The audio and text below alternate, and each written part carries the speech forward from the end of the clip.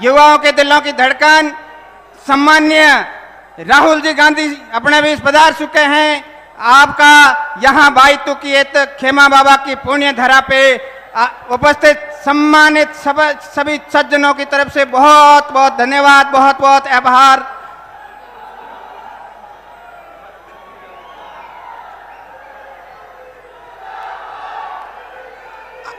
आप सभी अपने अपने निर्धारित स्थान पर विराजने की कृपा करावें। युवाओं से मेरा आग्रह रहेगा कि आप कृपया विराजें। मैं निवेदन करूंगा राजस्थान सरकार में वन एवं पर्यावरण मंत्री आदरणीय सम्मानीय श्रीमान हेमाराम जी से कि आप राहुल जी का मरुधरा की मान और सम्मान की प्रक्रिया के तहत साफा बंधाकर, पगड़ी बंधाकर इनका बहुमान करें, सम्मान करें। श्रीमान हेमाराम जी।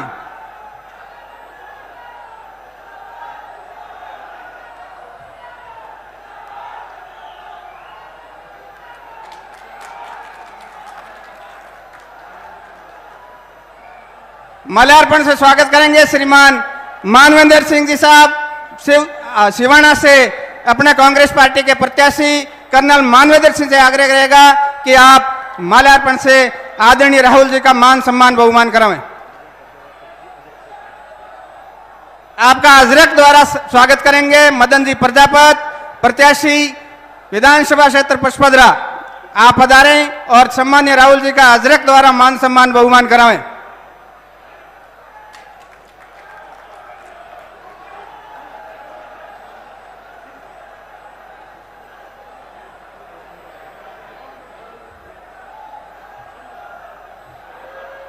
राजस्थान के अपने कांग्रेस पार्टी के प्रभारी सम्मानीय सुखजिंदर सिंह जी रंधावा साहब अपने बीच विराजमान हैं। इनके मान सम्मान के लिए मैं निवेदन करूंगा श्रीमान महेंद्र जी प्रमुख जिला परिषद बाड़मेर कि आप पगड़ी साफे द्वारा श्रीमान रंधावा जी का मान सम्मान और बहुमान करावें।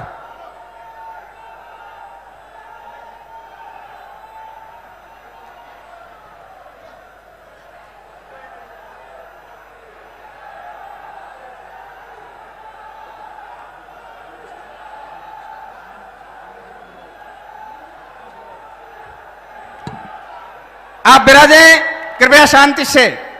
मैं निवेदन करूंगा सिवाना से अपने कांग्रेस पार्टी के प्रत्याशी आदरणीय मानवेंद्र सिंह जी से कि आप पधारें। इस उपस्थित विशाल जन सैलाब को अपने उद्बोधन द्वारा लाभान्वित करावें। श्रीमान मानवेंद्र सिंह जी। बहुत बहुत धन्यवाद।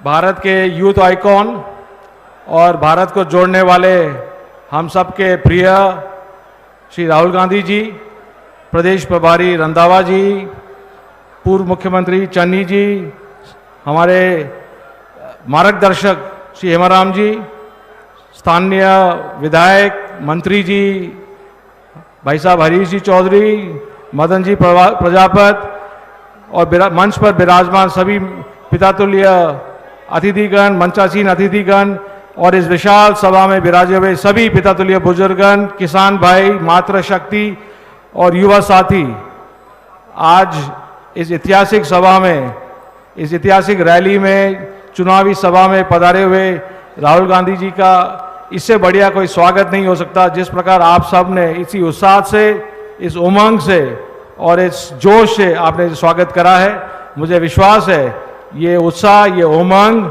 और ये ऊर्जा 25 तारीख को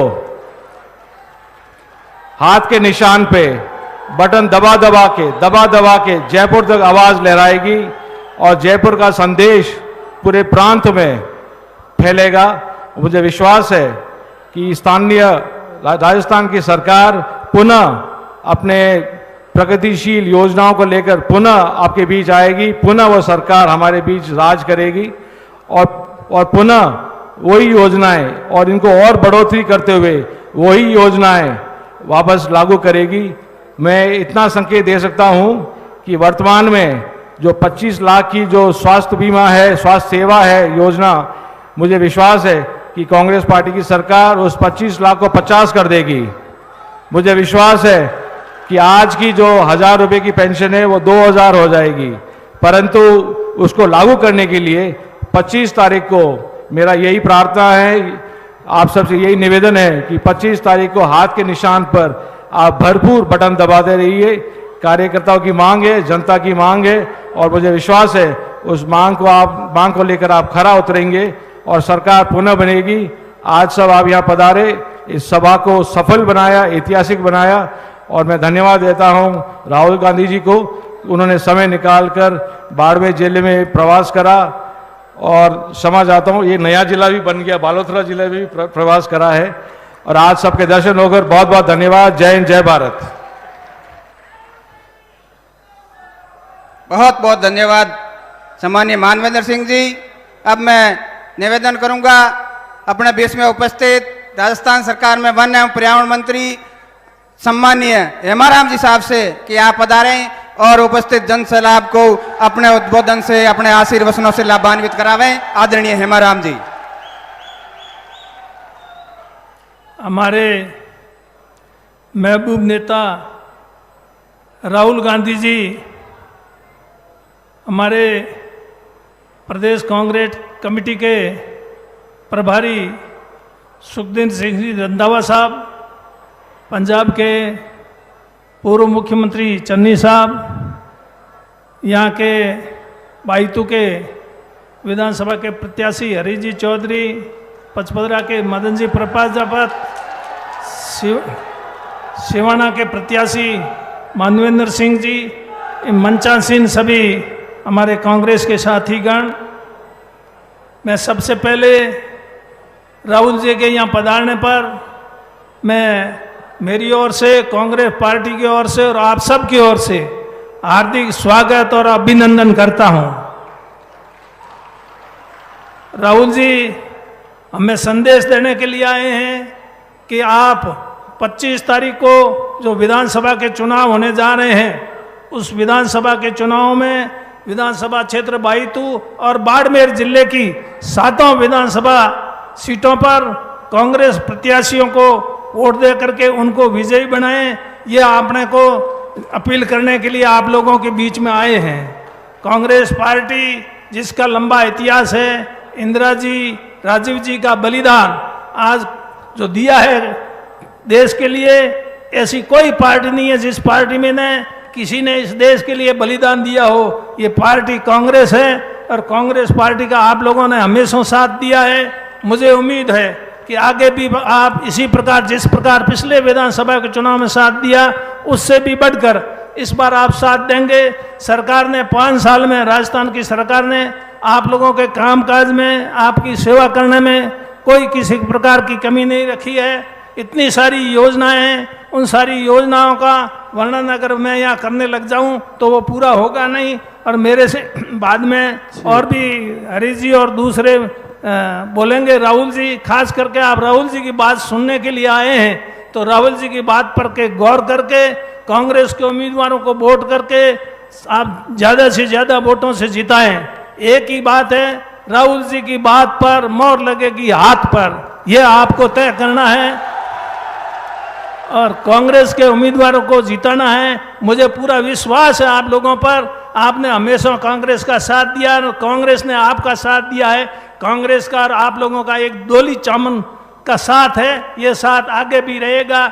इसलिए मैं अधिक समय नहीं लेते हुए आप लोगों से यही अपील करूंगा, आप मेहरबानी करके 25 तारीख को कांग्रेस को वोट दे करके, ज़्यादा से ज़्यादा वोट दे करके यहाँ के विधायक हरीश जी और दूसरे हमारे प्रत्याशी सभी विधानसभा क्षेत्र उनको जिताएं।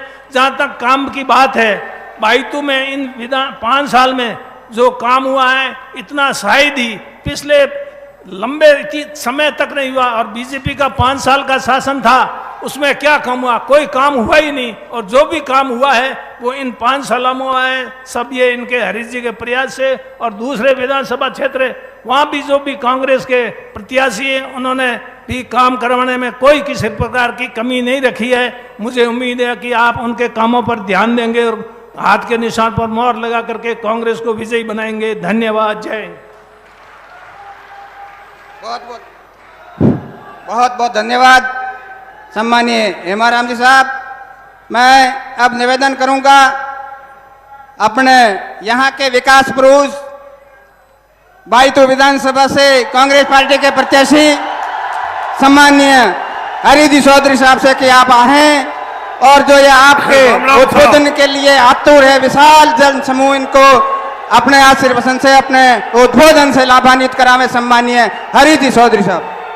राम राम साहब। शेख श्री खेमा बाबा की पावन धरा पर मेरे आदर्श देश के नेता आदरणीय राहुल गांधी जी का बहुत बहुत स्वागत है। हमारे प्रभारी रंधावा जी, पूर्व सीएम पंजाब के चन्नी जी, हमारे आदर्श हेमाराम जी चौधरी साहब, मानवेंद्र सिंह जी जसोल साहब, मदन प्रजापति जी, सम्मानित मंच, राहुल गांधी जी इस देश के अंदर जो भारतीय जनता पार्टी नफरत की बाजार के माध्यम से किस किस दिशा में क्या क्या कार्य कर रही, हम लोगों से छुपावानी और मोहब्बत की दुकान लेकर राहुल गांधी जी ने भारत जोड़ो यात्रा के अंदर हम पूरे देश को जो संदेश दिया,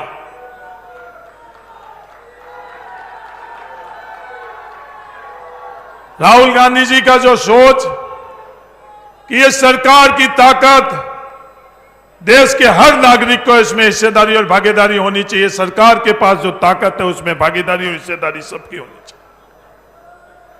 कांग्रेस की ये शुरुआत थी खातेदारी के अधिकार के माध्यम से, और आज जो हम लोगों को मिल रहा है पिछले 5 सालों के अंदर राजस्थान के अंदर जो तमाम स्कीम के माध्यम से हम लोगों को मिल रहा है वो अपन सब लोग अच्छी तरह से जानते हैं।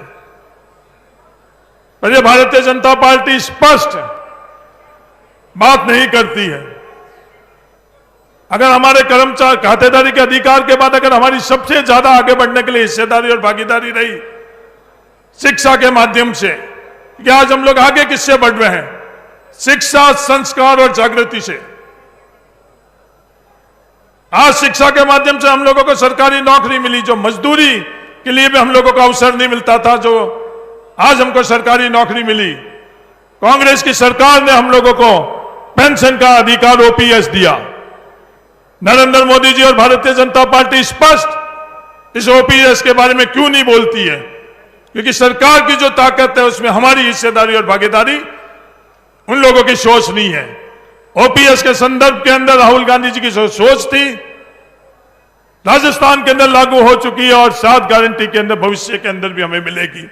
नरेंद्र मोदी जी, आप कह रहे हो नरेंद्र मोदी जी की गारंटी है, तो आप स्पष्ट क्यों नहीं कह रहे हो कि हां ओपीएस देंगे? अगर नरेंद्र मोदी जी आप हां नहीं कर रहे हो इसका मतलब ना है।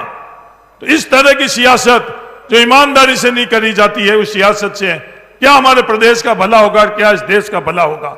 ये राहुल गांधी जी की सोच, भट्टा पास रोल की यात्रा, हम किसानों को जो खातेदारी के अधिकार के बाद में हम लोगों को हक और अधिकार मिले, भूमि अधिग्रहण बिल से लेकर आज तक का जो सफर है हम लोग नहीं।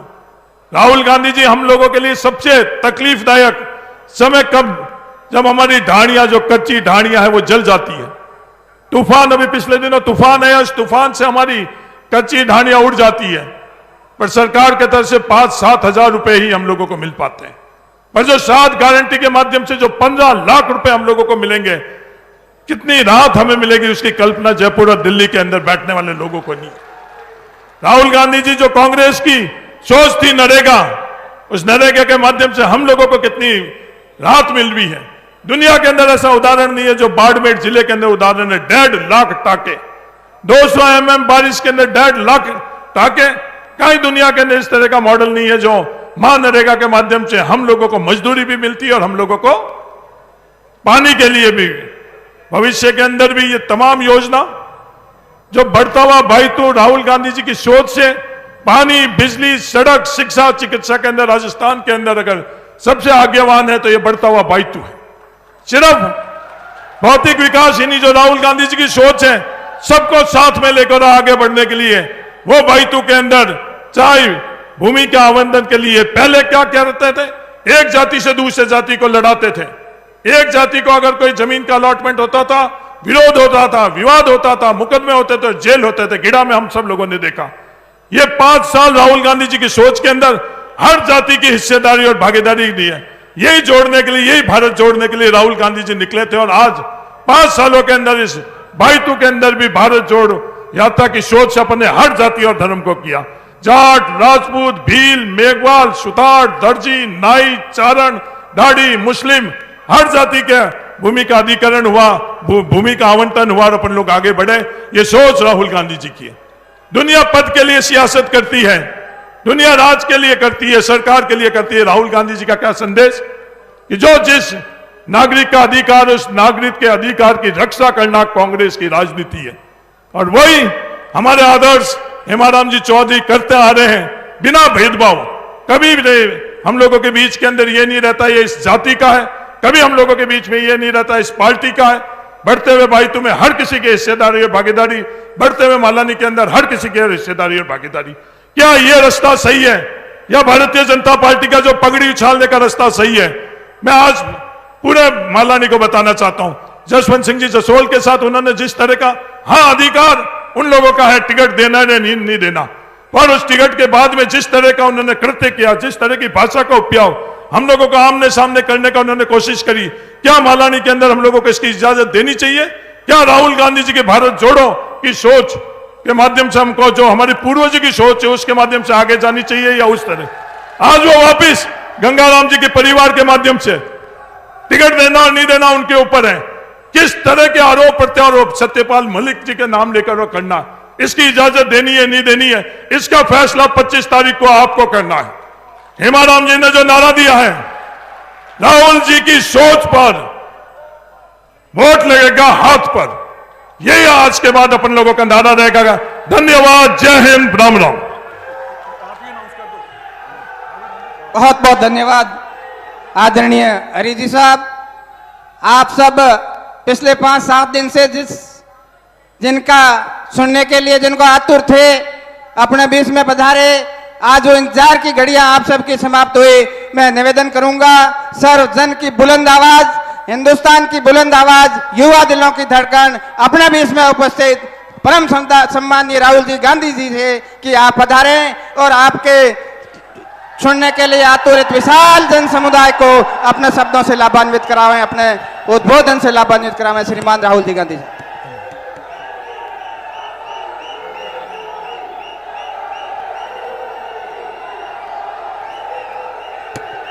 रंधावा जी, चरणजीत सिंह चन्नी जी, हेमाराम चौधरी जी, महेंद्र चौधरी जी, हमारे कैंडिडेट्स हरीश चौधरी, अमीन खान, मानवेंद्र सिंह जी, मेहराम जैन जी, पद्माराम जी, मदम प्रजापति जी, सोनाराम चौधरी जी, स्टेज पे कांग्रेस पार्टी के सब वरिष्ठ नेता, भाइयों और बहनों, प्रेस के हमारे मित्रों, आप सबका यहां बहुत बहुत स्वागत, नमस्कार।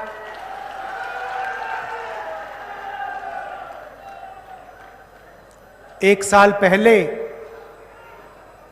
कन्याकुमारी से कश्मीर तक हमने यात्रा की। 4000 किलोमीटर लाखों लोगों के साथ हम कश्मीर तक चले। बारिश में, तूफान में, बर्फ में पैदल चले और यात्रा का लक्ष्य भारत को जोड़ने का था।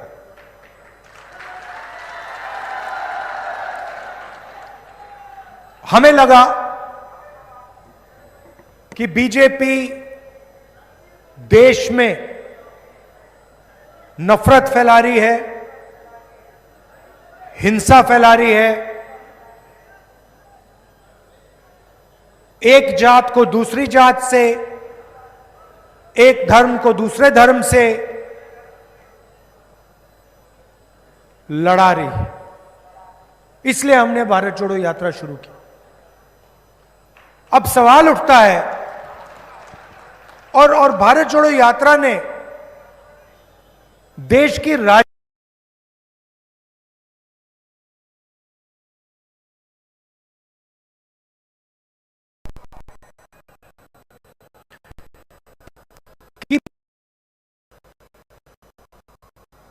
नफरत और हिंसा क्यों फैलाते हैं, इनको क्या फायदा होता है, आज मैं आपको यह समझाने आया हूं।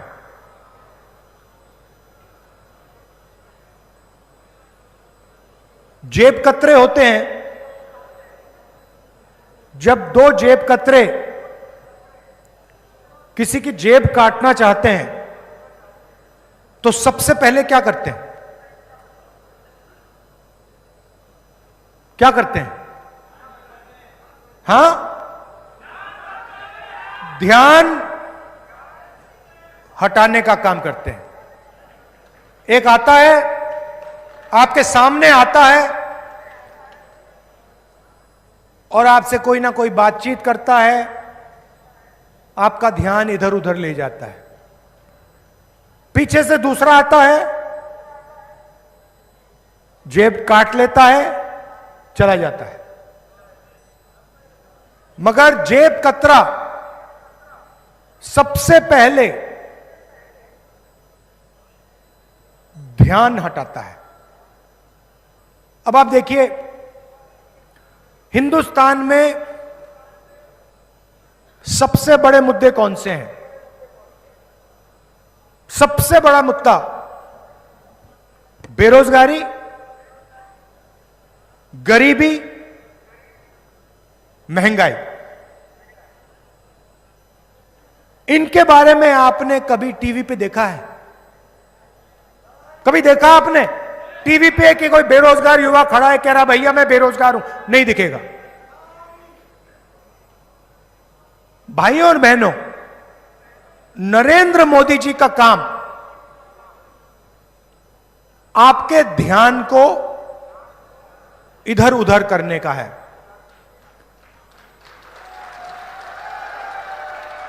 और अदानी का काम आपकी जेब काटने का है। दोनों आते हैं। एक टीवी पे आता है, आपसे कहेगा हिंदू मुस्लिम। कभी क्रिकेट मैच में चला जाएगा, वो अलग बात है कि हरवा दिया। पनौती,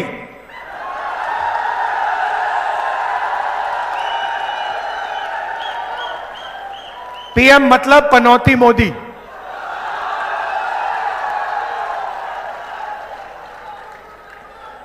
कभी आपको इधर ले जाएगा,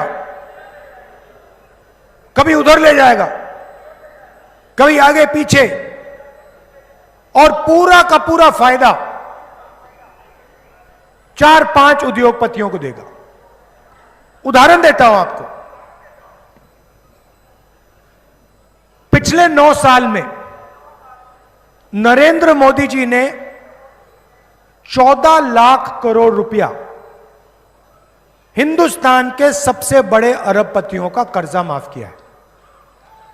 मैं आपसे पूछना चाहता हूं, इन 14 लाख लोगों में, 14 लाख करोड़ रुपए में जो इन्होंने 10-15 लोगों को दिया, इसमें से मुझे बताओ, पिछड़ा कौन है, दलित कौन है, आदिवासी कौन है, किसान कौन है, मजदूर कौन है, छोटा दुकानदार कौन है? कोई नहीं। 14 लाख करोड़ रुपए माफ किए हैं अरबपतियों के, 10-15 लोगों के। पहले मोदी जी भाषण में कहते थे मैं ओबीसी हूं, जहां भी जाते थे मैं ओबीसी हूं। मैंने पार्लियामेंट में जाति जनगणना का सवाल उठाया। मैंने कहा कि देखिए मोदी जी, अगर आप ओबीसी हैं, अगर आप पिछड़ी जात के हैं, तो हिंदुस्तान के पिछड़ों के लिए काम कर लीजिए, उनको उनकी सच्ची आबादी बता दीजिए, ये हैं कितने। पूरा देश जानता है कि देश में कम से कम 50% पिछड़े लोग हैं, मगर हिंदुस्तान की सरकार इस बात को मानने के लिए तैयार नहीं। जिस दिन मैंने जाति जनगणना की बात की, उस दिन नरेंद्र मोदी जी का नया भाषण आता है। कहते हैं भाइयों और बहनों, देश में कोई जात नहीं, देश में सिर्फ गरीब। अच्छा भाई, तो फिर आप ओबीसी कैसे? अगर देश में सिर्फ एक जात है वो गरीब, तो फिर आप ओबीसी ओबीसी ओबीसी क्यों कर रहे हो? नरेंद्र मोदी ने अपने भाषण इसलिए बदले क्योंकि वो पिछड़ों को उनका सच्चा हक नहीं देना चाहते हैं। दलितों को, आदिवासियों को अपना सच्चा हक नहीं देना चाहते हैं। भाइयों और बहनों, देश को एमपी एमएलए नहीं चलाते। आप किसी भी बच्चे से पूछ लो, 10 साल के बच्चे से पूछ लो, भाई बेटा क्या करना चाहते हो? छोटा सा छोटा बच्चा आपको कहेगा मैं आईएएस में जाना चाहता हूं। सही?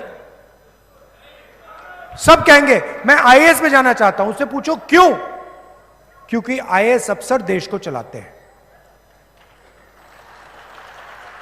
एमएलए 5 साल चुनकर आता है, एमपी 5 साल चुनकर आता है, आईएएस अफसर पूरी जिंदगी बैठा रहता है और वो सरकार को चलाता है। हिंदुस्तान की सरकार को 90 आईएएस ऑफिसर चलाते हैं। नरेंद्र मोदी, उनके कैबिनेट सेक्रेटरी और 90 अफसर। पार्लियामेंट में मैंने सवाल पूछा, 90 अफसरों में से ओबीसी के कितने, दलित के कितने, आदिवासियों के कितने? भाइयों और बहनों, 90 अफसर में से जिनकी 50% आबादी है, जो देश की रीढ़ की हड्डी है, देश को चलाते हैं, खेती करते हैं, मजदूरी करते हैं, खून पसीना देते हैं, 90 में से 3 पिछड़ों के अफसर हैं। और अगर हिंदुस्तान की सरकार 100 रुपए खर्च करती है तो सिर्फ 5 रुपए का निर्णय ओबीसी अफसर लेते हैं। 50% आबादी, 5% भागीदारी। और नरेंद्र मोदी 24 घंटे कहते हैं मैं ओबीसी हूं, मैं ओबीसी हूं, मैं ओबीसी हूं। आदिवासियों की बात करता हूं। आपकी आबादी 12-14% है, आपकी भागीदारी 3 अफसर आपके और 100 रुपए में से 10 पैसे का निर्णय आप लेते हो। और उनकी सारी की सारी योजना देख लो आप, कोई भी योजना देखो, फसल बीमा योजना देखो, फसल बीमा योजना में 35,000 करोड़ रुपए जाता है। पैसा कहां से आता है? जीएसटी से आता है। अच्छा, आपने ये नीली शर्ट पहनी हुई है, आपने ये नीली शर्ट पहनी है, जितना पैसा आपने जीएसटी में इस शर्ट के लिए दिया, उतना पैसा अदानी जी इस शर्ट के लिए देंगे। जीएसटी गरीब और अदानी एक जैसे देते हैं। आप 1 लीटर पेट्रोल खरीदो, अदानी 1 लीटर पेट्रोल खरीदे, जितनी आपने जीएसटी दी उतनी वो देगा। गरीब से गरीब व्यक्ति उतनी ही जीएसटी देता है जितनी अदानी देता है। तो 35,000 करोड़ रुपए आपसे आया, जीएसटी से आया। नरेंद्र मोदी जी ने 35,000 करोड़ रुपए 16 उद्योगपतियों को दिया। पूरा का पूरा योजना का पैसा 16 लोगों को दिया। भाई और बहनों, उन 16 लोगों में एक ओबीसी नहीं, एक दलित नहीं, एक आदिवासी नहीं, एक जनरल कास्ट का गरीब नहीं। अब जब किसान का खेत नष्ट होता है, उसको नुकसान होता है, किसान फोन लगाता है, कहता है भैया हमने योजना का पैसा भरा, 5,000 करोड़ रुपए हिंदुस्तान के किसान ने दिए। फोन करता है, उसे कहा जाता है भैया तुम्हें योजना नहीं मिल सकती, तुम्हें योजना का फायदा नहीं मिलेगा, तुम्हें तो पैसा नहीं मिलेगा बीमे का। ईमेल लगाता रहता है, कोई जवाब नहीं मिलता। जीएसटी का पैसा, आपका पैसा सीधा का सीधा 16 उद्योगपतियों को। अदानी को सारे एयरपोर्ट पकड़ा दिए, जयपुर एयरपोर्ट पकड़ा दिया, पोर्ट्स पकड़ा दिए, उनके लिए किसान बिल लाए। वो शुक्र की बात है कि किसान और कांग्रेस पार्टी खड़े हो गए, रद्द कर दिया हमने। मगर पूरा का पूरा फायदा उद्योगपतियों को। हमारी सरकार को देखिए, स्वास्थ्य योजना में हम हर व्यक्ति को 25 लाख रुपए तक देते हैं। मुझे बताओ 25 लाख रुपए में से, स्वास्थ्य बीमा योजना में से अदानी को कितना पैसा मिल रहा है? अदानी की जेब में कितना पैसा जा रहा है? 500 रुपए का हम सिलेंडर देते हैं, बताओ अदानी के जेब में कितना पैसा जा रहा है? यह फर्क है। यहां पे बहुत सारे लोग हैं, आप में से लोगों ने इलाज करवाया, किसी को कैंसर हुआ होगा, किसी को दिल की बीमारी होगी, चोट लगी होगी। आप में से सब लोगों ने राजस्थान में फ्री में इलाज कराया है, एक पैसा नहीं देना।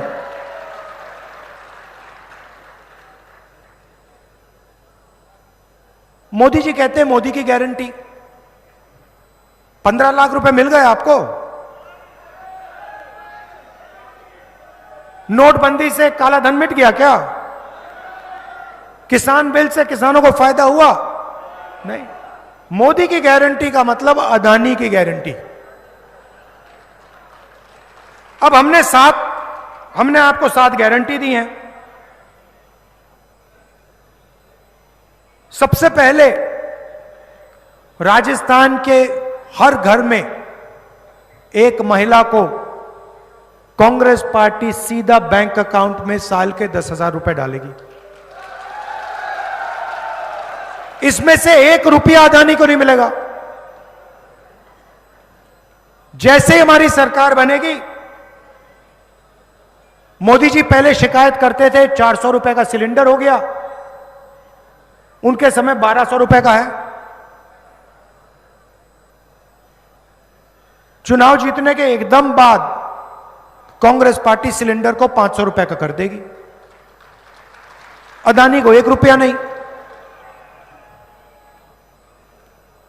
आपका नुकसान होगा, बीमा में 15 लाख रुपए तक आपको पैसा मिलेगा।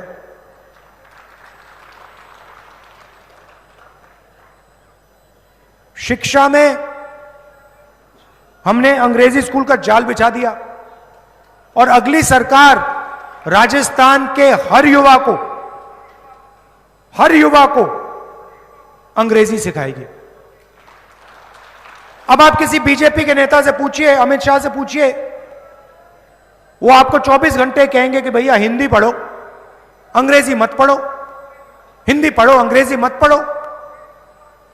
मगर उनके बेटे के बारे में पूछोगे, उनसे पूछो भैया आपका बेटा कहां पढ़ता है, कहेंगे भैया हमारा बेटा तो अंग्रेजी इंग्लिश मीडियम में पढ़ता है। तो गरीबों के बेटे अंग्रेजी ना सीखें, आपके बेटे इंग्लिश मीडियम पढ़े।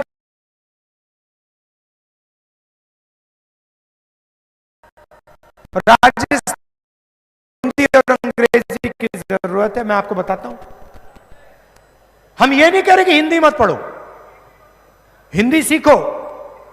राजस्थान में, मध्य प्रदेश में, उत्तर प्रदेश में किसी से बात करनी है हिंदी में करिए, कोई प्रॉब्लम नहीं। राजस्थान में कोई विदेश से टूरिस्ट आए तो उसे हिंदी में बात करेंगे क्या, इंग्लिश में। आपको कोई कॉल सेंटर में काम करना है, 50,000 रुपए की नौकरी आपको चाहिए, कॉल सेंटर में अंग्रेजी में बात चलेगी, हिंदी में तो नहीं चलेगी। सॉफ्टवेयर इंजीनियर बनना चाहते हैं, इंजीनियर बनना चाहते हैं, अंग्रेजी से फायदा होगा, सीधी बात है। तो हम चाहते हैं कि राजस्थान का हर युवा, हर माता पिता बड़े से बड़ा सपना देखे। आप पायलट बनना चाहते हो, आपके बेटे पायलट बनना चाहते हैं, अमेरिका में जाना चाहते हैं, हवाई जहाज उड़ाना चाहते हैं, यह मौका आपको भी मिलना चाहिए, किसान के बेटे को मिलना चाहिए, मजदूर के बच्चों को मिलना चाहिए। वो चाहते हैं कि सबसे अच्छी नौकरियां, हिंदुस्तान का धन चुने हुए लोगों के हाथों में रहे और 24 घंटा आपके ध्यान को इधर से उधर ले जाते हैं। कभी हिंदू मुस्लिम, कभी एक जात को दूसरी जात से लड़ा देंगे, कभी टीवी पे शाहरुख खान ऐश्वर्या राय को नचा देंगे। यही तो चल रहा है। आपके सामने निर्णय है, डिसीजन आपको लेना है। कांग्रेस पार्टी की सरकार ने गरीबों के लिए, किसानों के लिए बहुत कुछ किया है, स्वास्थ्य के लिए, और उससे ज्यादा हम करने जा रहे हैं। मोदी जी की गारंटी मैं सुनाता हूं आपको। सरकारी जो अफसर थे, उनका जो ओपीएस स्कीम था नरेंद्र मोदी ने रद्द किया, उनके जेब में से पैसा निकालकर अदानी को पकड़ा दिया।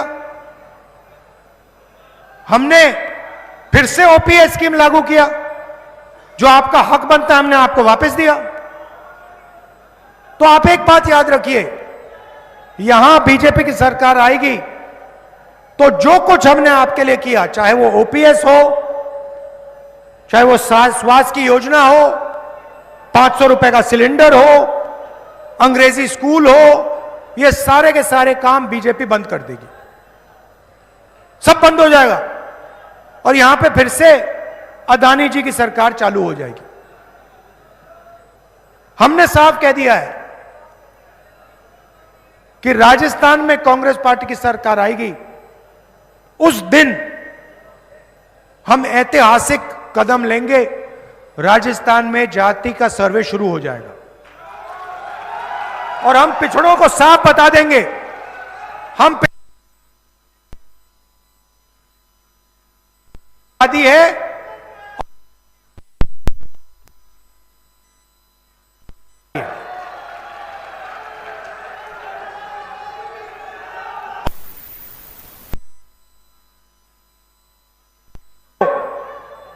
नरेंद्र, क्योंकि वो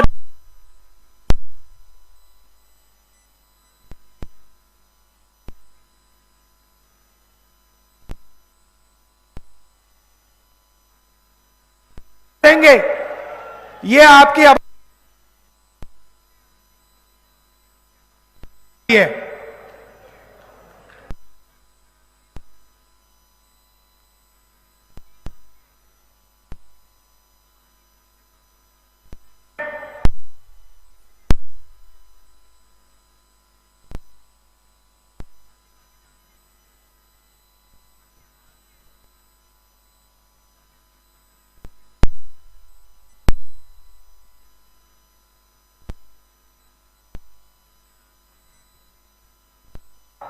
एक